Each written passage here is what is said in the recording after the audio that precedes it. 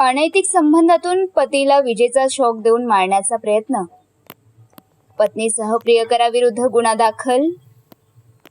कौटुंबिक नात्याला काळीमा फासणारी एक धक्कादायक घटना यवतमाळ जिल्ह्यातील कळंब तालुक्यात उघडकीस आली आहे.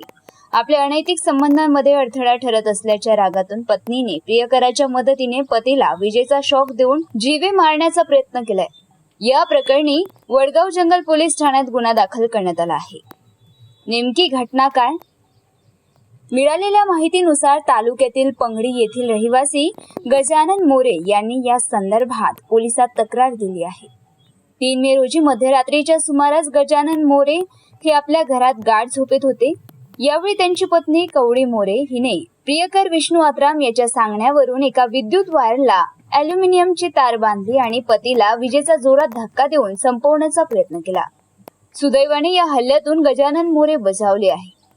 या जीवघेण्या प्रकरणानंतर परिसरात मोठी खळबळ उडाली आहे. फिर्यादीच्या तक्रारीवरून पोलिसांनी पत्नी कवडी मोरे आणि तिचा कथित प्रियकर विष्णू आत्राम यांच्या विरुद्ध BNS कलम 109(1) जीवे मारण्याचा प्रयत्न आणि 61(2) गुन्हेगारी कटरचने अंतर्गत गुन्हा दाखल केला आहे.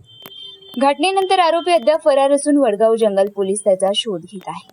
या प्रकरणाचा पुढील तपास पोलीस करत असून या घटनेने जिल्ह्यातील सुरक्षिततेचा आणि अनैतिक मूल्याचा प्रश्न पुन्हा ऐरणीवर आला आहे. मारेगाव वार्ता जावेद शेख, कळंब, यवतमाळ. गजानन वसंता मोरे याच्या पत्नीचे त्याच्याच गावातील विष्णू कवडू आत्राम याच्याशी प्रेमसंबंध तयार झाले.